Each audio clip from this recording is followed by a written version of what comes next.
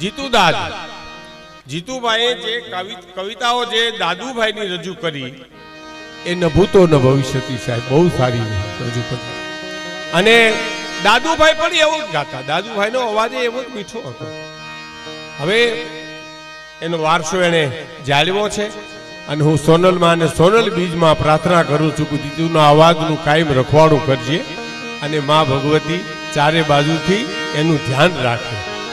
હા, સોનલ બીજ આપણે ત્યાં દરેક જગ્યાએ ઉજવાય છે અને ક્રાંતિકારી માં જેને અંધશ્રદ્ધાને દૂર કરી અને શ્રદ્ધાને દ્રઢ કરી. સાહેબ ચારણ સમાજમાં તો ખરું જ, આપણી તો જોગમાયા, પણ ઇતર સમાજમાં પણ એને અંધશ્રદ્ધાને દૂર કરી અને શ્રદ્ધાને દ્રઢ કરી એવી માં ભગવતી સોનલ માં. બહુ સરસ જીતુ દાદે આ રજૂ કર્યું. માં જગદંબા સોનલ માની સ્તુતિ. પણ હું તો વાતોનો માણસ છું એટલે નાની નાની વાતો પણ મને તમને ઘણું કહી દે. એક જણાને એટલું કીધું તું તમે સમજદાર છો તો કે હા, કે તો તમે દુખી છો એમ સમજો છો તો કે હા તો દુખી, બાકી નાથમોડનો કાઢ નાખ્યો ને કઈ લેવા દેવા નથી. પણ જેને કઈક છે કે હું કોણ છું, કોનો દીકરો છે, મારી કુળદેવી કોણ છે, મારા ઈષ્ટદેવ કોણ છે, હું કઈક જ્ઞાતિનો માણસ છું, એનું જેને કઈક ગૌરવ હોય ને એની બહુ મોટી વાત છે સાહેબ. બાકી તો ખેર હવે એની વાત કરો તો શું, ન કરો તો શું. અને એક બીજી વાત મને બહુ ગમે, હું ઘણી વાર કીધા કરું છું અને હું મારા આનંદ માટે કરું છું, કારણ કે મેં વર્ષો સુધી કાર્યક્રમો સ્ટેજ ઉપરથી કર્યા અને હવે હું જે કાંઈ બોલું મને ગમે એવું બોલું છું કે સંસ્કાર અને સંપત્તિ આ તમે જીવનમાં ઉતારી જ લેજો મિત્રો. યુવાન મિત્રો તો ખાસ એનું પરિણામ માં સોનલની દયાથી તમારે જરૂર આવવાનું છે. સંસ્કાર અને સંપત્તિની જીવનમાં બેયની જરૂર છે, પણ ફેર એટલો છે સંસ્કાર હોય ને વહેલા મોડી સંપત્તિ આવે, પણ સંપત્તિ હોય ને સંસ્કાર આવે એવું નથી. લ્યો બોલો, લંકામાં નો આવ્યા, નો જ આવ્યા ને પ્રમાણ છે આપણી પાસે. ફોનાની લંકા હતી ને, ત્યાં ક્યાં ટોટો હતો સંપત્તિનો, પણ સંસ્કાર નહોતા. સંસ્કાર નામે મીંડું હતું. અને વ્રજમાં ગોકુળમાં સંસ્કાર હતા, સંપત્તિ નહોતી. તો જેલમાંથી છૂટીને કૃષ્ણને આવવું પડ્યું નેહડામાં સાહેબ. અને ભગવાન દ્વારકાનો નાથ જેનમાં ભેરો જો ગોકુળમાં આવે તો લક્ષ્મીજીને આવ્યા હોય ને છૂટકો જ ન મળે સાહેબ, કારણ કે ત્યાં સંસ્કાર છે, ત્યાં સંપત્તિને આવ્યા હોય ને છૂટકો નથી. એક વાત. બીજી વાત, સંપત્તિ કોકને છેતરીને લઈ શકાય, સંસ્કાર કોઈને છેતરીને ન લઈ શકાય. તો જીવવું પડે અને જીવવું જ પડે મારે ને તમારે બેને. અને ત્રીજી અને છેલ્લી વાત, તમામ મેળવેલી સંપત્તિ મૂકીને વયું જવું પડે. સંસ્કાર તો ભાતા તરીકે કાયમ આવે છે. જીવ જ્યાં જાય છે ત્યાં સાહેબ. આપણે આપણા દેશની મૂડી સંસ્કાર છે. ભારત છે ને સંસ્કૃતિનો દેશ છે, ભૌતિક સુખનો દેશ નથી બાપુ. માં આ દેશ ભૌતિક સુખનો દેશ નથી. હા, આ સંસ્કારનો દેશ છે. સંસ્કાર એ આપણી મૂડી છે. વર્ષો પહેલા આપણા વડીલો બેઠા એને ખબર છે, આપણે સંબંધો કરતા, દીકરા દીકરીને હતા, ખાનદાની જોતા, એનું મોહાડ ક્યાં છે, એ બધા સંસ્કારની વાતો કહે. સંપત્તિ ન જોતા તમારે કેટલા કારખાના છે, કેટલા પૈસા તમારે બેંક બેલેન્સ છે, એવું કઈ ન જોતા. પણ એક કોનો ભાણે છે, કોની દીકરી છે, એ સંસ્કાર જોવાતા. સંસ્કાર એ આપણી મૂડી. એમ ચારણોમાં તો ખાસ સોનલમાં એ દ્રઢ કીધું છે કે ચારણો એ તો જેમ તેમ જીવાય જ નહીં સાહેબ. હા, ગમે તે જીવી શકે ખેર, પણ ચારણોથી જેમ તેમ જીવાય નહીં. હા, જેમ તેમ બોલાય નહીં. એના બિરદ ઉજના છે. માં કહેતા અમારા તો મજડું માણેકવાડું, અમારા હિમાડાના ગામ માં અમારે ત્યાં અવારનવાર પધારતા. એટલે આ સોનલ બીજ અને શતાબ્દી સાહેબ 100 વર્ષ થશે. હા, એમાં પરમ પૂજ્ય દેવલમાં એને પણ સોનલ માનો રાહ પકડ્યો છે, ચારણોને દિશા આપી છે સાહેબ. માં આમ કે, માં આમ કે, માં આમ કે, એને દળ જીવનમાં આવી સાધક છે. દેવલમાં સાધક છે સાહેબ. બહુ ભજનાનંદી છે. એમણે મને વાત કરી કે આ માંડવીમાં આવી રીતે આપણે પેલો 99મો અહીં ઉજવે છે, 100મો પછી આમ તો દર મહિને બીજી ઉજવવાની છે ને, એવું છે ને દર મહિને ગમે ત્યાં. હા, આખું વરહ ઉજવવાની છે બીજ.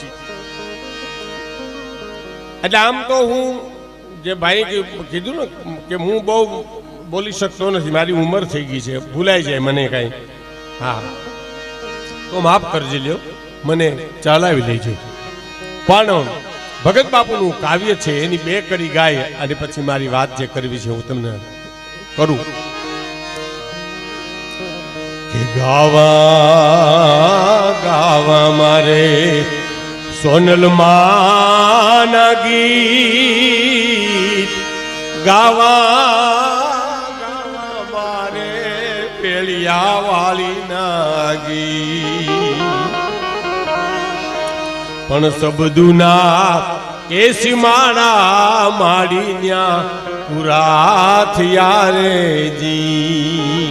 સબદુના માળા માડી ન્યા પૂરા થયા રે જી.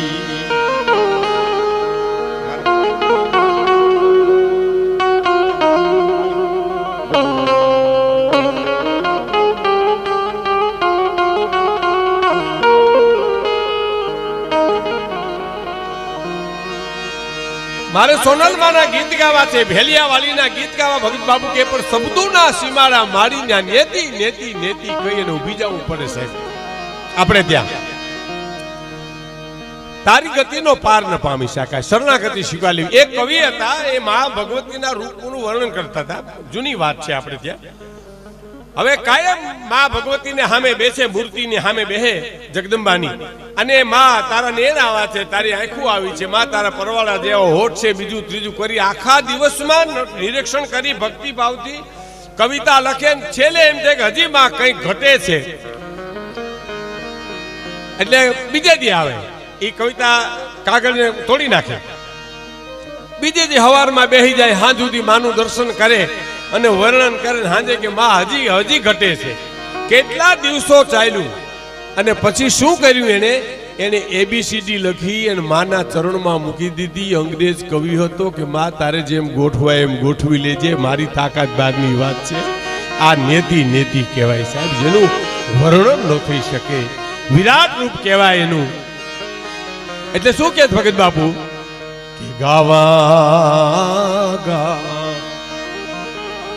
મારે માતાજી ના ગીત, ગાવા ગાવા મારે સોનલ માના ગીત. પણ સબદુના એસી માળા માડી ન્યા પૂરા થયા રે જી. હવે સૂર્યને હું અને તમે સામે જોઈએ તો શું થાય? આહા હા થઈ જાય સાહેબ, એનું વર્ણન થાય. સૂર્ય કેવો છે, દરિયાને જોઈએ તો શું થાય? આહા હા હા હા. ઈ નેતિ નેતિ સાહેબ, જે વર્ણન ન થઈ શકે, મૌન થઈ જવાય અને ઈ જ કુદરત કહેવાય, ઈ જ પરંબા કહેવાય, ઈ જ પરમ શક્તિ કહેવાય છે. હે એટલે ભગત બાપુ કહે છે શબ્દોના સીમાડા માડીને આ પૂરા થયે. માડી જોને લટકે છે બ્રહ્માંડ, માડી લટકે ચાંદલિયોને ભાન. જોયું વર્ણન સાહેબ? નેતિ નેતિ કેવું પડે. માડી જોને લટકે છે બ્રહ્માંડ, કોના ટેકા છે સાહેબ? માડી લટકે ચાંદલિયોને ભાન. શક્તિ પરંબા આ સાગર રાણો એ વગાડે 9 લાખ નોબતું રાજ. હે મા સાગર રાણો તારી નોબતું વગાડે, એનું હું શું વર્ણન કરી શકું? એટલે શરણાગતિ સ્વીકારી છે સાહેબ આપણે ત્યાં. વાણી વિરામ પામે અને પરંબા માં શક્તિ સોનલમાં એના તો પરચા કહી તો આપને શબ્દ ગમે નહીં, પણ એની કૃપા કહો તમે, એની કૃપા અદ્ભુત. ભાઈ કીધું ને બહુ માની કૃપા તો બધે બહુ વરસી છે સાહેબ જોગભાઈ. અને ભગત બાપુને તો ગાવું પડ્યું કે માડી તારા એ બેસુના ગાઢ ગીર હાર નવે નજરું પડે રે લો.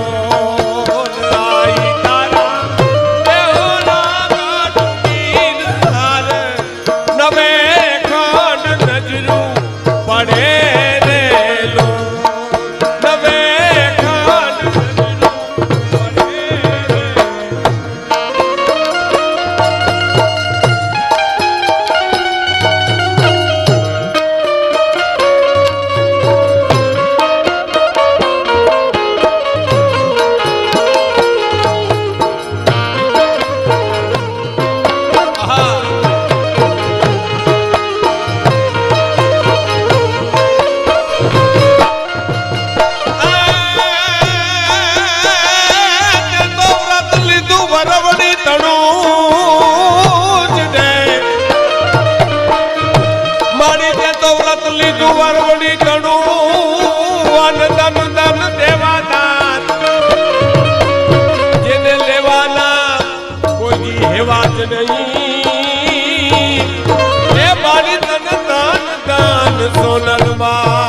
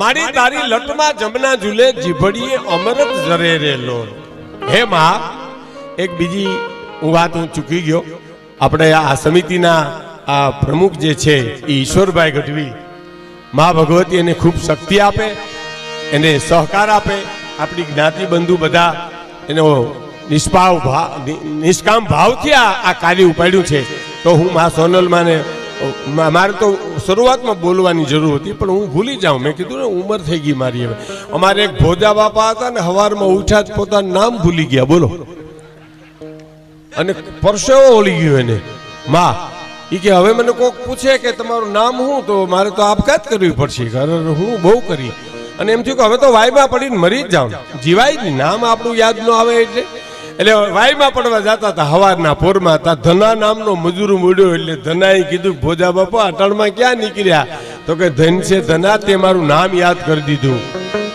મેં કહું હું તો ગયો તો આગળી હા એટલે આમાં નામ ભૂલાઈ જાય આપણા નામ ન ભૂલાય ત્યાં સુધી સારું એમ બાકી સાહિત્ય નહીં તો બધું ઉંમરનો પેલો ગુણ જો કોઈ હોય બાપુ તો વિસ્મૃતિ છે ભૂલાઈ જાય માણસને ભૂલવાનો ઘટપણ એને કહેવાય કે બેહો તોય થાક લાગે હુવો તોય થાક લાગે હાલતા થાવ તોય થાક લાગે ખાવ તો થાક લાગે ભૂખ લાગે થાક લાગ્યા કરે સમજી લેવું હવે ઘટપણ આવ્યું હા એની બહુ જુદી મારી કેસે છે ઘટપણ ઘોડે ચડીને ઘીરે આવ્યા એની બહુ હજી મારી ત્યાં જ આવ્યા પાછા હવે કારણ કે મને ખબર હતી કે અહીંયા આવશે મારી તારી લટમાં જમના ઝૂલે જીભડીએ અમૃત જરે રે લોલ અને મારી તારા બેહડા ગઢ ગિરનાર નવેખન નજરું પડે રે લોલ ભગત બાપુની આ રચના છે પણ એની નજરું જે પડે દેવલમાં હોય સોનલમાં હોય ભગવતી હોય આપણી જોગમાયો આપણી બેઠી છે માતાજી હોય જેનું જીવન શુદ્ધ છે એના ઉદ્ગારો નીકળે એ તો અસ્તિત્વને સાચા પાડવા પડે સાહેબ, એને પણ પાડવાની જરૂર નથી સાહેબ. ઈ એમ કે તારું હારું થાહે તો એને નથી કરવું, અસ્તિત્વ આવી એને હારું કરવા વાળી અસ્તિત્વ છે. અસ્તિત્વ એટલે જેને વેદોએ નેતિ નેતિ નેતિ કીધું સાહેબ. અસ્તિત્વ એટલે હું તમને બે દાખલા આપું. સુદામાને કૃષ્ણની પાસે મળવા જવા દેવાના હતા માતાજી? નહોતા જવા દેવાના. મારો મિત્ર તો હવે અહીં દુકાળ પેલો એટલે પહેરી ગયું કે તારી મિત્રતા ઉગાડ પગારની કરવા આવે એ મને જવા દો કર કરે. અને અસ્તિત્વ કોને કહેવાય? એક ચોકીદારને દયા આવી કે જવા દો ને ભાઈ, હવે એ નહીં ત્યાં જવા દે પાછો આવશે. એ અસ્તિત્વ કહેવાય છે. આમ કાંઈ ન હોય આપણે જ્યારે અંધારા આવતા હોય એમાં રસ્તો હુજે એને અસ્તિત્વ, જેને નેતિ નેતિ કહેવાય, જેનું વર્ણન ન થઈ શકે. એટલે ભગત બાપુ કીધું, શું કીધું કે ગાવા ગાવા મારે માતાજી ના ગુણ, ગાવા ગાવા મારે સોનલ માનદી, શબ્દુના એ સીમાડા માડીન્યા પૂરા થયા રે જી. શબ્દોના સીમાડા ત્યાં પૂરા થઈ ગયા સાહેબ. અને માડી જોને લટકે છે બ્રહ્માંડ, એ માડી લટકે ચાંદલીઓને ભાણ. કોને ટકા સૂર્ય ચંદ્ર ને ચાંદાને? હે માડી જોને લટકે છે બ્રહ્માંડ, એ માડી લટકે ચાંદલીઓને ભાણ.